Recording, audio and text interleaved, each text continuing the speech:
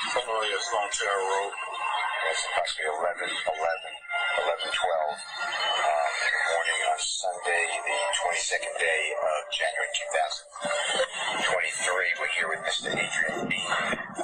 Mr. Bean, is your name spelled Adrian? Yes, sir. And can we just have your phone number for the recording? 404-380-0730. The date of birth, please. 06-22-1979.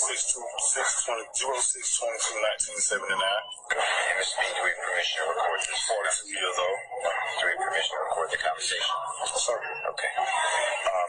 As you know, as I just said, I represent Mr. Williams, Mr. Jeffrey Williams on trial right now. Young Thug is his performing name. Jim Martin Jr. and I work together. Jim Martin Jr. is an investigator, a licensed investigator. And I just want to go over what you told us previously and make sure this is accurate. If it is not accurate, all I want, like I told you before, is the truth. That's all I want. You were in I'm not saying you were every day, but you were in a situation involving a good friend of yours, a very close person to you, named Dirty Red, with Mr. Walter Murphy and Mr. Fred Prethro, and Walter Murphy is also known as DK. I mean, it's what you told me. Is that correct? Sir. And I'm telling you the date. I'm not saying you remember, but we're talking about this the 11th day of September 2013. So September 11th, everyone knows, but it's 2013. And there's a shooting and a car that creams into a side of a laundromat. You know what I'm talking about? I'm familiar with it. Okay. Now, you were never charged with that, or you were never prosecuted for that case. Is that true? Yes, sir. We didn't ever even go through the motions on that. So, and what happened with your charge? It was... the case was dismissed. Okay. I just want to make The sure. whole case was totally dismissed. Okay. Now, I'm interested in Jeffrey Williams, Young Thug.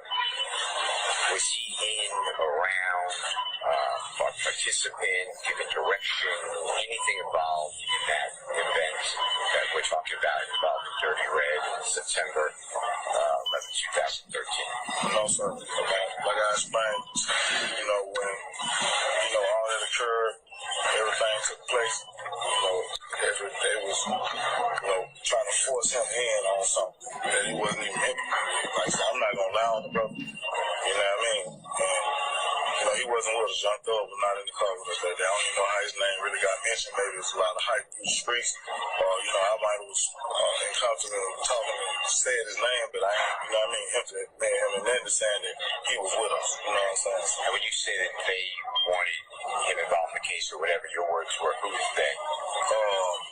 Detectives and other, people that was inquiring. You know what I'm saying? I don't know, discuss the neighborhood or whatever. The police? Yeah, police. I mean, the authorities or whatever, the prosecutors, the police? Yes, sir. Okay. And I played for you a recording a short while ago, and this too. And I promise you I'll email it to you, the second one, and I will. But the one I played for you has you and your wife speaking, and at some point around the 11-minute mark, you said they gave us a story to tell. Remember hearing that? Yes, sir. And can you tell us what that meant? They was really telling us to hey, put Doug in on this right here. You know what I mean? If you don't put him on that, you could be facing a lot of time and all type of shit like that. You know what I mean? And who is they again? I know. At the point. Okay. And the other prosecutors and police? It was really just him. And it was just really him I had mainly dealt with. Okay. So a few more officers that was just around, you know what I'm saying? But we was in the hospital. You're in the what? I was in the hospital, you know what I mean? When that shit happened. So it's like they pushed in and I was like, I don't know what's going on. So yeah, as far as accident. Right. The car, they say. We crashed. Yeah, careened over a police car and into the side of the building. Right. And you were driving the car. I was the driver. Okay. And they even said, so I said he the driver. Yeah. You know what I mean? So the police wanted you to say you had to get up. But that's what he did. Young Thug was not in the vehicle with us. Did he have anything to do with it? It had nothing to do with none of that. Can't no man, I'm 42 years old, can't no other man tell me what to do. Can't no other man make no other man tell no other man what they need. Everybody wrong. So why did you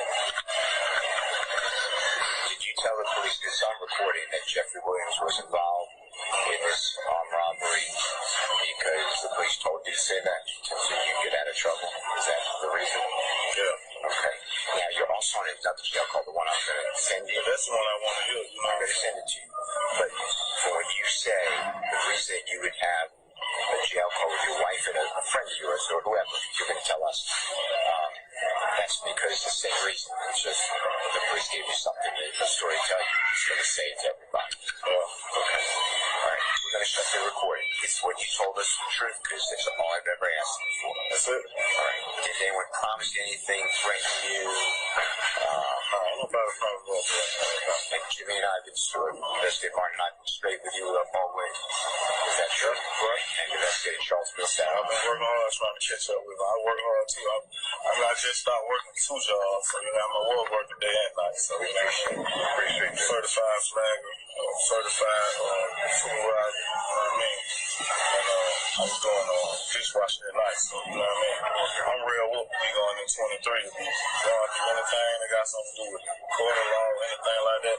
I'm real whoop for that. And just because it's going to come up, you did go to prison for 3 years, got intent to do 3. Right. But I know what you explained, but just explain again what truly happened. I know you took over. I don't even know. When we went in the court, me, Ross Murphy, and I think one day we come to court and they said, case dismissed, that the victim had killed himself or something like that. So I'm like you don't got a victim. I'm talking about your other case. The one you went to, yeah. But that had something to do with my children. They ain't got but your children were no fair.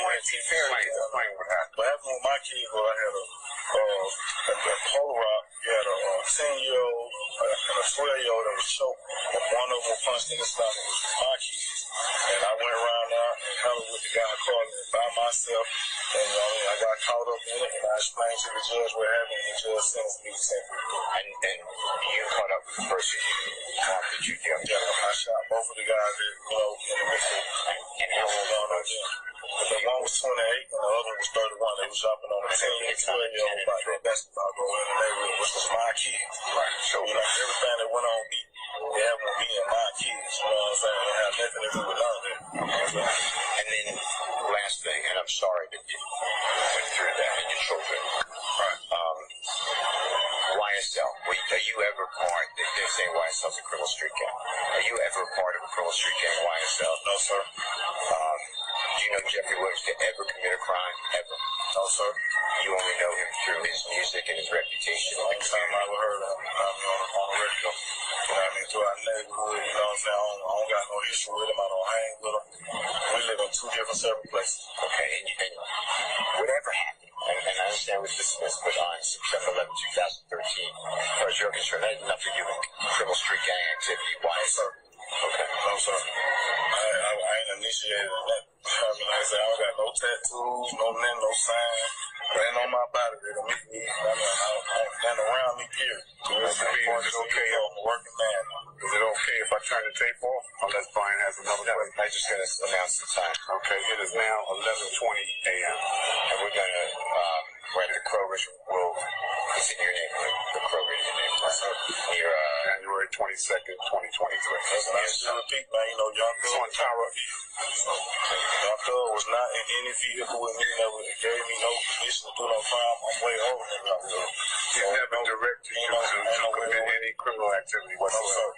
You know him as a good person? I ain't never heard a guy do nothing crazy. He take care of his neighborhood, he take care of his family. You know what I mean? The street, everybody want to be against the man. You know what I'm saying? So you know how I go. When you in the streets and making money, rich, you do anything with music, you got blowing stuff, and you take their name and put it on what you got going on, and just be, headline. A lot of rappers, you know what I'm saying? They make it be a game, but it's not a game. I'm over here doing good political stuff. You don't see me in the neighborhood, bumming around in the neighborhood. I'm in the studio. Right. Man, making music. You know what I'm saying? Like I said, that was like 10 years ago. What they talk about with me and this guy just killed himself. That should be over with, man. You know what I mean? If you want to kill yourself, not over with, but we appreciate it. All right, thank you. We're going to shut the recording off. It is now So it is 11, keeps going off the time. Let me 11:22 a.m. Cutting it off. So, Your Honor, that is the entirety of the conversation that has been provided to us. The court heard the interaction between the defendant, Brian Steele, and Mr. Bean. Mr. Bean, when asked, I know based on the conversation we heard that there was some conversation that he and Mr. Steele had outside of this. Of course, on redirect, we can ask that question. What was told? What were you told to say? Was there anything you were told to say? But I think it's important to note at one point during his cross-examination, do you remember them explaining that they, meaning the detectives, tried to force Jeffrey Williams or Young Thug into it? Do you remember saying that? Mr. Bean said, I think that was something you said, right? So all throughout this 10-minute recording, we hear Mr. Steele leading Mr. Bean, putting words out there, Mr. Bean acquiescing to what is being said. But the only thing regarding a statement that Mr. Bean tells Brian Steele, true or false, the only thing he says about a statement that he gave anybody was that they're trying to put Thug in here. And if you don't do this, you're going to be facing a lot of time and all that shit. And Brian Steele said, who is they again? And Mr. Bean said, Detective Quinn. And then Brian Steele said, no other prosecutors or police? And Adrian Bean repeats, no, it was just Detective Quinn. In the interview with Detective Quinn starts that recording before he ever even approaches Adrian Bean. And that happens on September 17th, 2013. That's 4 days after the incident occurred, long after Mr. Bean had been released from the hospital. And he was released from Grady detention around 6:30. And he was not put in the jail at 12 o'clock midnight on September the 12th. The first thing you hear Detective Quinn saying is something akin to, I'm Detective Quinn, have we met? And Adrian Bean never says, yeah, remember I talked to you yesterday or day before, some other time. And Adrian Bean, in his conversation with Detective Quinn back in 2013, he says, yeah, I told them at first. And the reference that he is making based on everything that is around this conversation is that while he was on the scene, he told them someone else was driving. Mr. Steele's question to Adrian Bean, why did you tell the detective at the hospital, Grady Hospital, on September 11, 2013, that it was not you, but your dear friend driving that Nissan vehicle? That's so wrong on so many levels. Number one, he is injecting stuff, assertions to the jury that doesn't exist, manufacturing evidence. What he should have done was ask Mr. Bean whether or not he spoke with someone at the hospital. He can lead him. He can say, you spoke with the detective at the hospital, right? Because that's all that's in this interview that we have between him and Mr. Bean. You spoke with the detective at the hospital, right? And that detective was Detective Quinn, right? Well, if he says, I don't know, I don't remember, then he can confront him with the inconsistent statement, which is, didn't you tell me and Investigator Martin that you talked to Detective Quinn at the hospital? He can say yes or he can say no. And then he can play the statement that he talked to Detective Quinn at the hospital. What he cannot do is assert, as if it is fact, why did you tell the detective at the hospital, Grady Hospital, on September 11, 2013, that it was not you, but your dear friend driving that Nissan vehicle? He never says that. Mr. Bean never says that in this interview with him. So Mr. Steele is sitting here conveying to the court as if he doesn't realize that he is impermissibly injecting facts that are not in evidence before this jury. Like what, Judge? Mr. Steele's been doing this three times as long as a lot of us in this courtroom. He knows what he is doing, and it is disingenuous for him to suggest that he is innocently, impermissibly putting facts in front of the jury that don't exist. He says, when I object about that and say there are no facts and evidence, there will be no statement put into evidence, so object. The court asked Mr. Steele, did he make that statement? Mr. Steele refers to the court. He says, yes. And then the court asked to see it. Mr. Steele says, yes, sir. And didn't produce it. Even today, he hasn't given anything to the court that shows where Adrian Bean said any of these things that he's asserting that he said in his questions to him. Well, I think he's given me these statements in terms of Williams, Charlie, and Delta. And I will also want to say that he also... And Your Honor... Hang on. And also the radio and traffic that was played from, or at least proffered from my consideration, Williams 202 and 203, and the recorded interview of Bean and Detective Quinn. So, I mean, I think he's got some basis to ask some of these questions. Now, I would agree with you that maybe some of the questions are objectionable in terms of their form and or substance. But Judge, the defendants exhibit 1 and 2, or C and D, or whatever he called them. Tracy Lewis's report. Literally, Your Honor, the court has Delta being the draft, the partial draft. He has sat here and literally asserted that something Delta's is whited out. If you compare we don't know what happened to it. But Your Honor, the point is that Mr. Steele is trying to use that as a basis for impermissibly injecting before this jury speculation, conjecture, and assertions as facts in his questions to Mr. Bean. If you compare the two, it is literally the first draft of the final draft.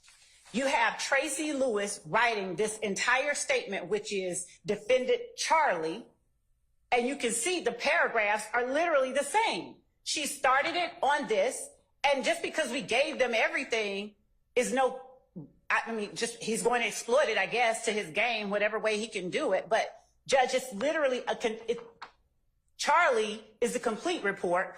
Delta is the partial report. And the only person that Tracy Lewis speaks to in this report, and in Detective Quinn's report, he references that Tracy Lewis spoke with Walter Murphy, and she made a report of her conversation. And in his report, Detective Quinn also knows that Detective Calhoun spoke with Frederick Prothro, and he made an audio recording of his conversation. Okay, but let's focus on what Mr. Steele has a belief of. Okay, I think that he has more than kind of tendered why it is he asks these questions now. I think that part of your objections are valid, but I think that he is more than proffered as an advocate before this court that he had a good faith basis to ask some of this. Now, you have a disagreement as to why and how, but... And Judge, that is the only disagreement that I have. I don't care if he says, did you talk to a detective at the hospital? That's the point I'm making. I don't care if he says, did you lie? I don't care if he says, did you talk to your wife on an unrecorded line? I don't care if he does that. But what he does is says, why did you tell your wife on an unrecorded line at the hospital? So that necessarily assumes a fact that is not in evidence. He's sitting here telling you, I don't know, maybe there's a statement, I don't know, the court hasn't given it to me. Now that I've heard a little more, I think that would be more appropriate. I would probably sustain that objection. It probably needs to be clarified. He did it throughout, Your Honor. He did it. There's a total of 28 times where he does something like that. Literally, he says, do you remember explaining that what you were referring to is at the hospital, that the police were telling us to lie, put thug in it. When you talk to Detective Lewis. Okay, but that's. So when he says, do you remember a thing that there's no evidence took place, he is asserting that, one, it took place, and then asking the witness improperly in front of the jury. Did he ever talk to Detective Lewis? No, that's just what I'm telling you, Your Honor.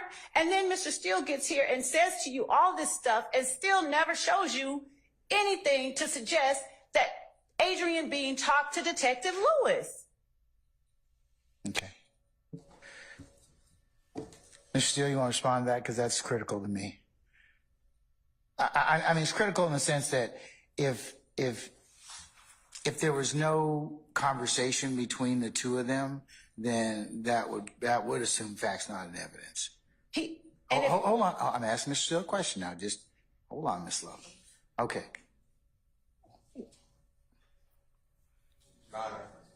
On the recording that you just heard at the beginning, the first couple of minutes, and I don't have the time in front of me, was not shown on the screen. Mr. Bean said when he spoke with the detectives or the authorities, whatever his words are, at the hospital. That's what he says. Okay, but here's her beef. If you'd have said, who'd you talk to? And he said, I talked to the detective. Well, was it Detective Lewis? Was it Detective Quinn? Was it Detective whoever? What I think that the question assumes is that he did in fact talk to Detective Lewis, and he didn't. I don't know if that's true. Well, I'm not conceding that. Well, I'm going to tell you that I haven't heard anything that would indicate that's truth. Yeah, well, you have a good faith basis to ask that. You haven't heard anything of who he spoke with. That's my point. That's the point. But you all can't. But you two, neither one of you can proffer that. Judge. It's not proper, Mr. Steele. No. Listen. It's not. It would be a violation before me for you to put that in front of this jury. You're not letting me finish. In the September 17, 2000. You were saying to the court that you have a belief that there is another statement out there. There's not.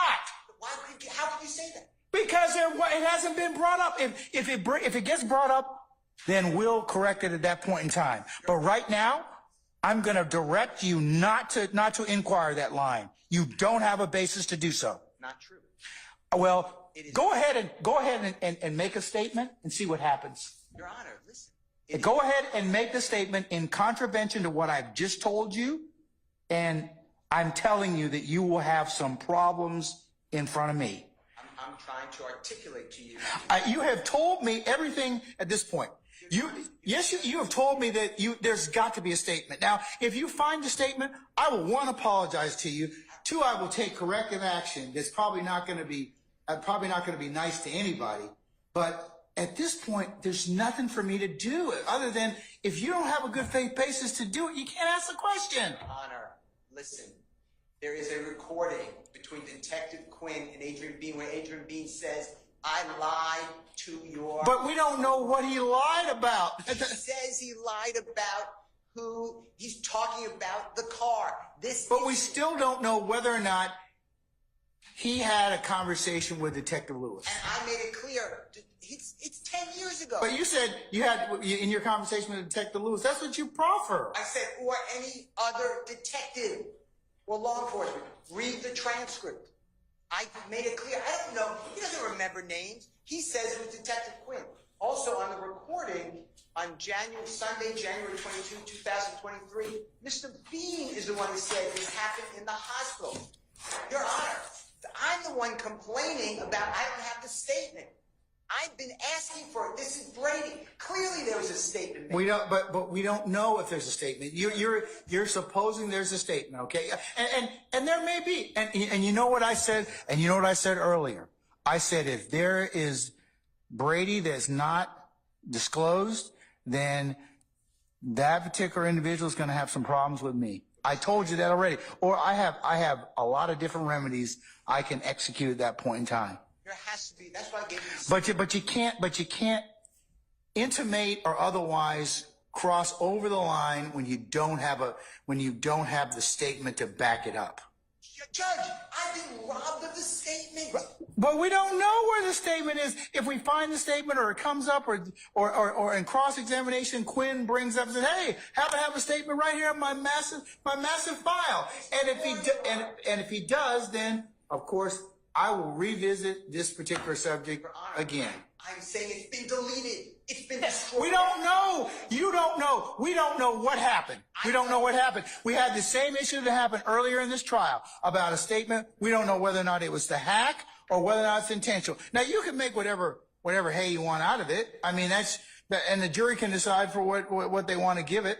But you cannot ask the question in its current form. You just can't. Your Honor, I'm not asking any questions, but you have to understand the following, please. 6 days later, Detective Quinn and Adrian Bean are on recording where Adrian Bean tells Detective Quinn, I lied. About what? I lied. About what? Who was driving the car. He gets cut off. Detective Quinn says, yeah, tell me about it. Where's that statement? That's what I've been asking for. But that doesn't still give you the latitude at this point in time to ask that question. Now, I told you, if we find out from Quinn, and I'm telling the state that if I find out that the statement exists, there's going to be a lot of unhappy people. Well, what if you don't find out it exists? I still am entitled to it. That's my whole point. Okay, but here's the thing. You've asked me for it. I've asked them. If it comes up later, or I find out it's sitting someplace that was in possession of the state, pursuant to case law and definition, then we'll have some problems. I understand, but you're asking when you have to find the statement first. I'm telling you the statement was made. It doesn't work that way, Mr. Steele. I'm sorry. It does work that way. No, it does not. Yes, it does. No, it doesn't. And you haven't presented any case law to tell me how to do that. And I'm telling you, as the judge presiding over this case, if you do that, it's misconduct. I'm not doing anything. I'm telling you right now. I don't know what you're telling me. I'm not. I am telling you, you have no good faith basis to this point in time to ask that question right now, or to intimate that. I didn't ask any question. You are listening to the district attorney above. I'm ready to cross-examine. I'm going to play the recording you just heard. This gentleman tells me on recording that he was at the hospital speaking with law enforcement. I want that. It is backed up because on recording, 6 days after the crash into that side of the building, Your Honor, Detective Quinn and Mr. Bean are talking about the statement that Mr. Bean made prior. I don't have it. And when the court asked me, well, you got to find it, or if I find it, it wasn't given over. Then we'll have some problems. Then we'll have some issues. I have some issues now. I've been begging for it. The state's supposed to give this. Hold on, Mr. Okay, stop for a second.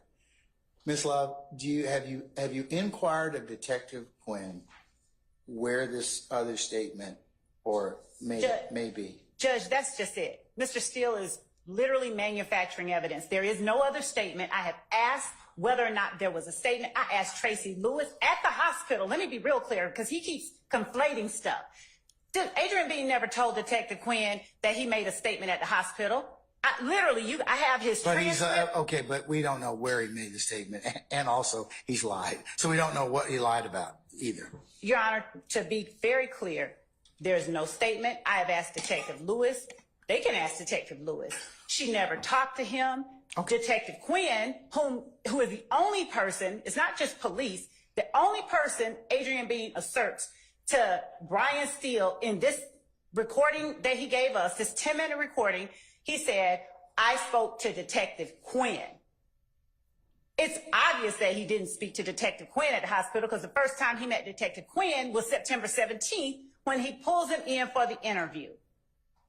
Literally. Mr. Steele is manufacturing something. So when the court is even asking me, okay, do you know where this statement is? Assuming that there's not a statement.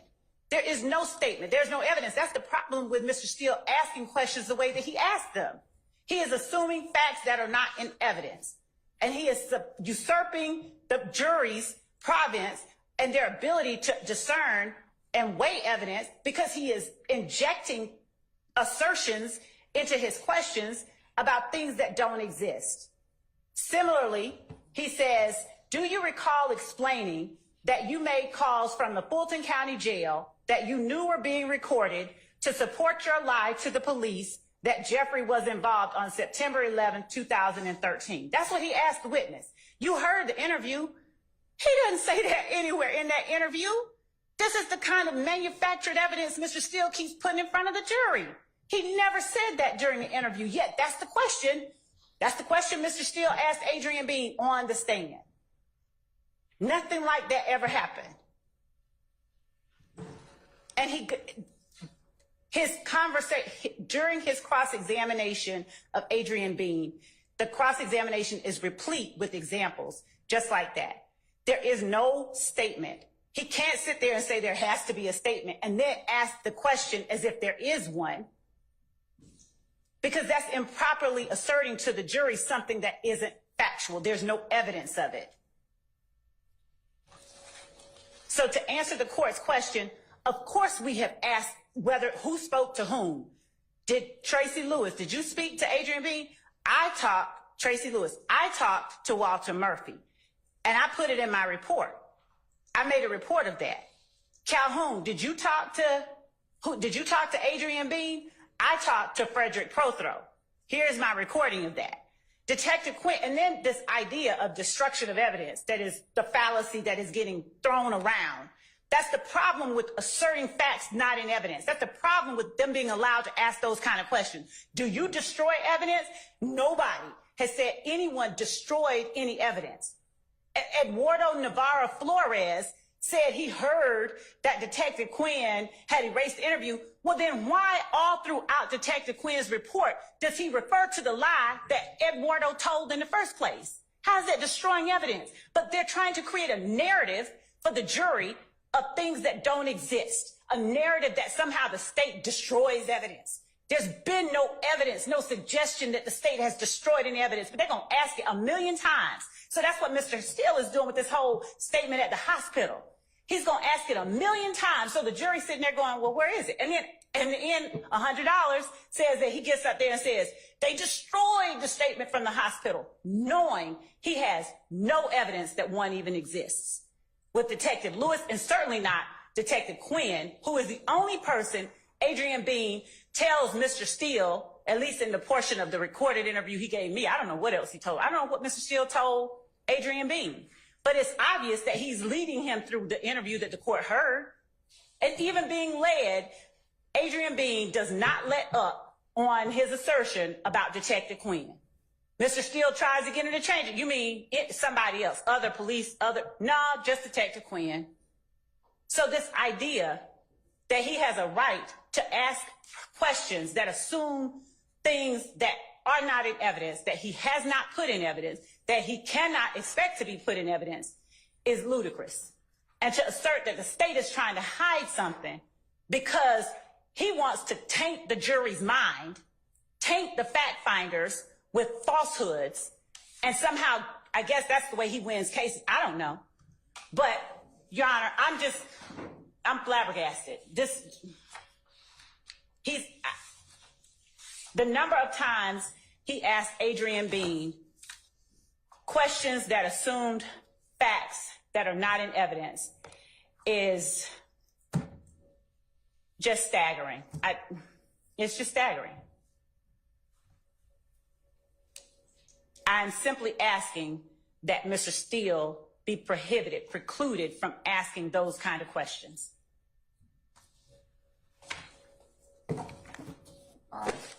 And, Your Honor, I'm asking that any reference to statements made at the hospital in the manner that he has asked them, that assume that there was one, be stricken, and that the court instructs the jury that there is no evidence of any statement made at the hospital to a Detective Lewis.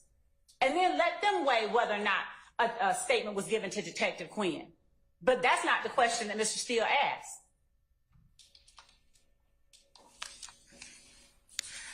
The hospital, I believe those would be presuming facts not in evidence.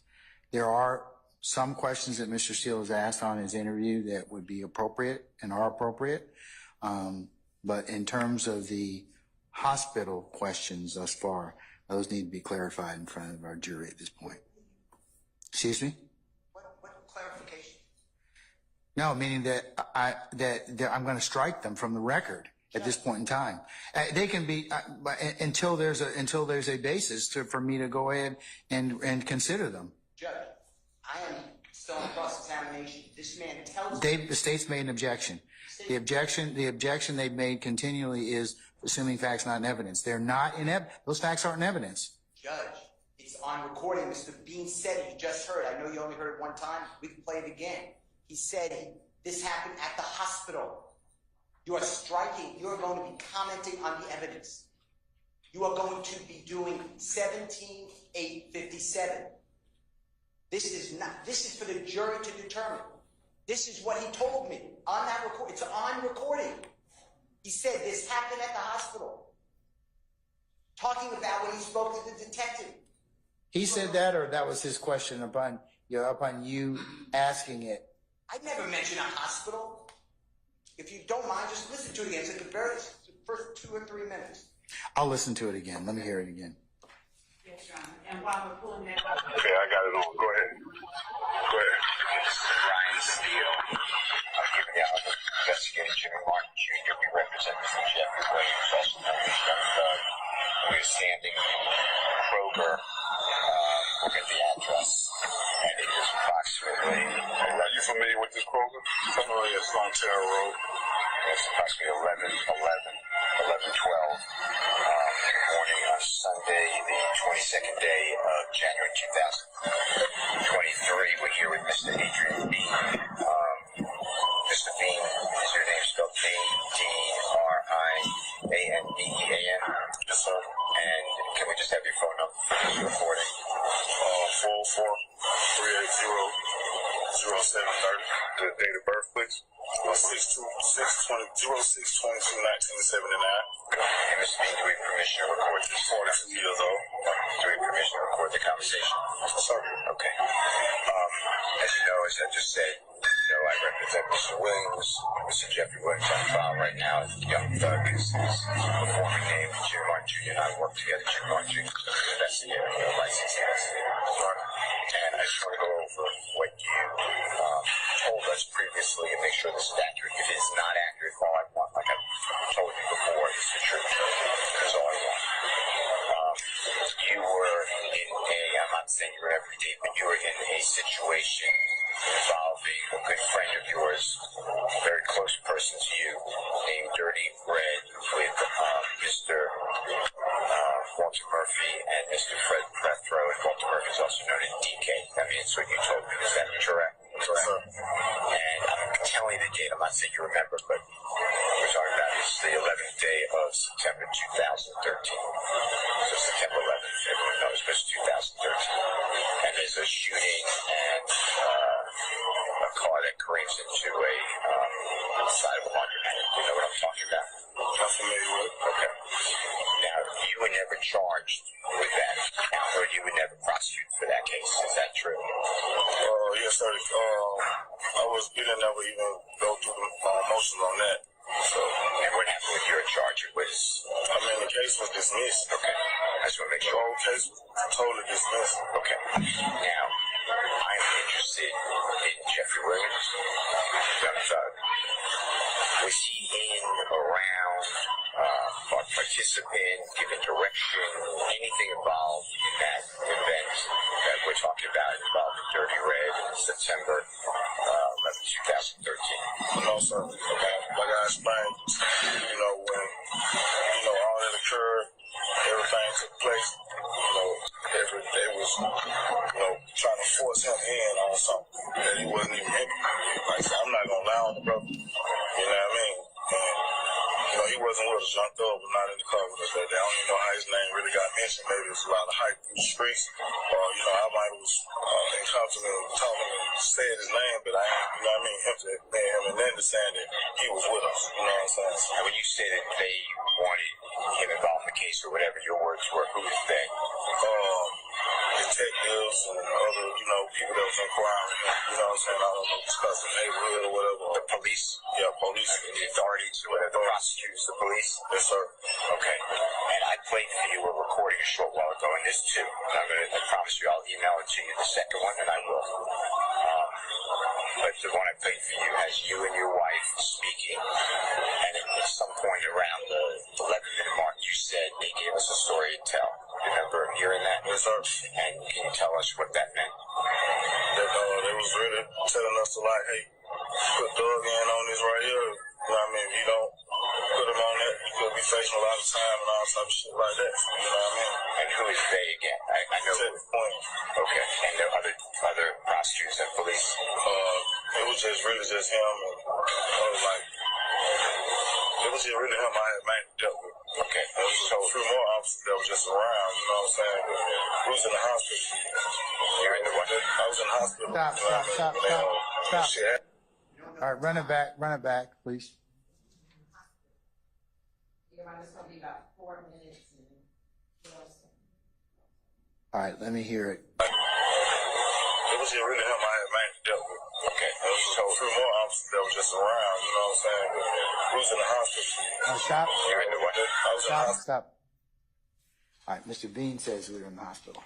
Yes, Your Honor. He says that we were in the hospital, but he does not say that he was that he gave any statement to Detective Lewis at the hospital. But that goes to weight. I mean, that goes to weight and sufficiency and what the jury wants to believe or don't believe. I mean, it's clear from the state, it's clear now from listening to the tape again that Mr. Steele, that was not a production or a product of Mr. Steele's questioning. It was the witnesses saying, hey, Judge, we was at the hospital. After that, because Mr. Bean, when he's talking, he's saying we were in the hospital. I was the victim. That's what he's. If the court will just listen to. Okay, give me another 15 seconds. You know what I mean? When shit happened, so it's like they push in, and I'm the victim. I don't know what's going on. So, yeah, as far as case, accident, right? The car, they say we crashed. Yeah, careened over a police car and into the side of the building. Right. And you were driving the car. I was the driver. Okay. And he said, so I said he was driving. Yeah. You know what I mean? So the police wanted you to say but that's what he done so, but not in the vehicle with him. Did he have anything to do with it? It had nothing to do with none of that. Can't no man, I'm 42 years old, can't no other man tell me what to do. Can't no other man make no other man tell no other man what they need. Everybody wrong. So why did you tell the police this on recording that Jeffrey Williams was involved in this armed robbery because the police told you to say that so you get out of trouble? Is that the reason? Yeah. Okay. Now you're also on another jail call, the one I'm going to send you. That's the one I want to hear. I'm going to send it to you. But for what you say, the reason you would have. And so, Your Honor, when Mr. Steele says, do you remember the detective asking you questions about the incident involving the armed robbery of Mr. Dotson and almost killing police officer Roberson L. and striking the other police officers and careening over them and bailing into the wall and fleeing? Do you remember that? He says, no, sir. Then the question, do you remember telling that detective, specifically Detective Lewis, at that time, there were 3 people in the Nissan red Altima vehicle? That's nowhere in this statement. What Mr. Bean is doing at the point that the court just heard, he's saying one thing, and then he's saying, we were in the hospital over there. We were like victims. We were laying there. Okay, but he's got a good faith basis because he's got a couple of different sources. He's got this interview. He's got the, let me get to it again. Hold on one second. He's got Williams 203, which is the radio traffic. He's got Williams 202, which is radio traffic. And he's got the interview of him and Detective Quinn, Williams C and D. So so if he's got all those things, Ms. Love, he's got a good faith basis to ask those particular, because they're different source documents, but it doesn't take away from his ability to ask those questions because they are in fact things that he, elements, or not elements, but information he has that he can test. Your Honor, what I'm saying is, in order to say something like, do you remember telling Detective Lewis at the time there were 3 people in the Nissan red vehicle, that when he says, do you remember, it's assuming that that happened. Well, So he hasn't shown that it happened, he hasn't played anything, he hasn't laid a foundation for impeachment with that, he has nothing to say that that happened. So he can't come back and show evidence of it. He's just saying it, and there's no evidence of it. He can argue it at the end, but he cannot put questions on a witness that assumes things that are not in evidence. And furthermore, when Mr. Steele is talking to him about the information, when he says the jail call, this is the killer. When he says, the part that the court just heard, I played you a recording a while ago. I promise you I'll email you the second one. The one I played for you has you and your wife speaking at some point around the 11-minute mark. They gave us a story to tell. What does that mean? And then Mr. Bean says, I don't know again what they talked about off recording. It's like they said put thug in there. If you listen to this recording that they're talking about, Mr. Bean, and it is clear as day, Mr. Bean is chuckling with his wife over the fact that Walter Murphy and he said to the police that they're the victims. And that's the story. He said, I'm glad them boys kept it 100. I'm glad they kept it solid because they gave us a story to tell. Both Walter Murphy at the hospital said, we were getting robbed. In this jail call, Mr. Bean to his wife says, I told him, we were the ones getting robbed.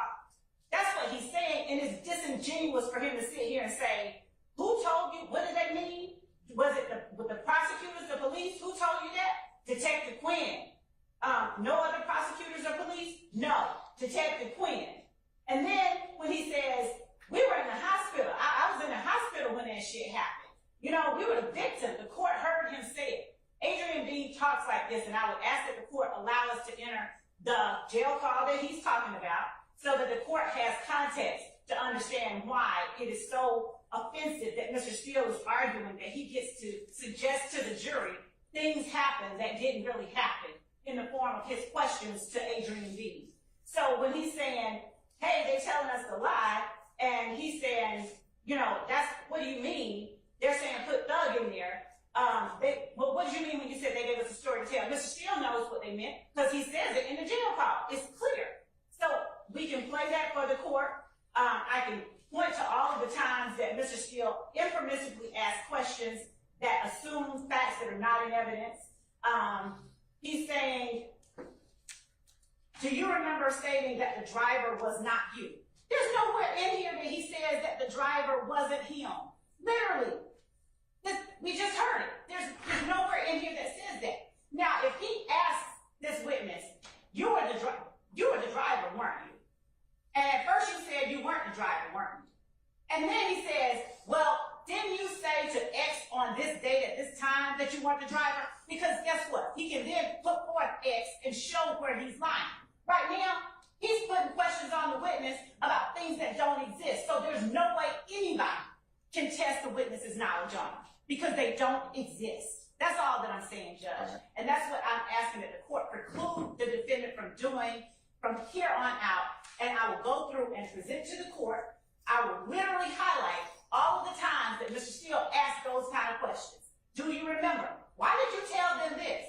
There's nothing in the record where he told them anything. There's no evidence that has been presented. And Mr. Steele knew what he was doing. He intentionally didn't do it the right way and simply say, you said X, Y, Z. Or this happened, didn't it? I don't remember. But didn't you say X, Y, Z on this day? Instead, he just jumps right to, why'd you lie to the police? Those things are not proper. There's a way to do things, and he has not done them the proper way because he wants to put in the jury's mind facts that don't exist. And that is not the way a trial is done. That's not the way you get at the truth, by lying to the jury through your questions to a witness. And that's what he's done. Okay. All right. Anything further, Mr. Steele? I have absolutely nothing to say unless the court wants me to say something. It's just a continuation of the rants of the VA law. And Your Honor, If I didn't ask anybody to laugh in the gallery, okay? This is a courtroom, not some entertainment forum for you. Yes. The insults again, if they're going to be called rants, I think we should recognize what we're doing when we stand up and go on and on with hysterics, as Mr. Steele has done.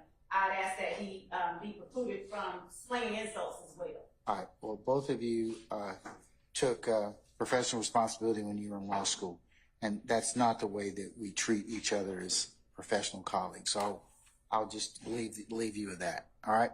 I do one thing, and I didn't realize you're leaving. No, I'm going to let I think I've been asked to take a comfort break, so I'm going to let everybody take comfort, and then I'll figure out what to do for the rest of the time. Okay. So we're going to take a comfort break first. We'll be in recess. What I'll do, advocates, is that I've heard your arguments, and I'll rule accordingly going forward. Okay? Yes, Your Honor. Does the court wish to hear the portion of the jail call that I was talking about that Mr. Steele referred to? They gave them the story to tell. In respect to what issue, madam?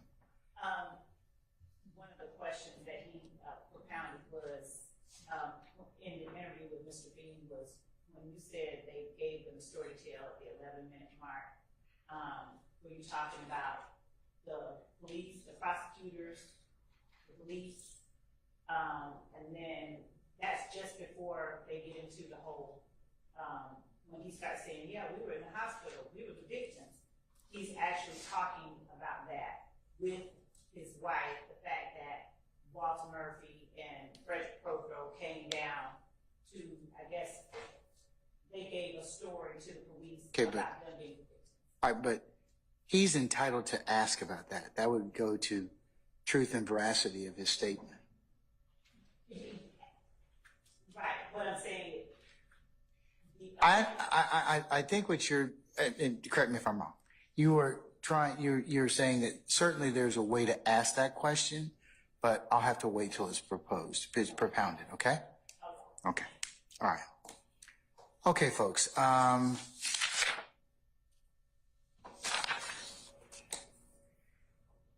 Mr. Bean will be with us tomorrow? Yes. We're certain of that? Yes. Okay, all right, just want to make sure. Okay, so tomorrow morning, as I mentioned, councils,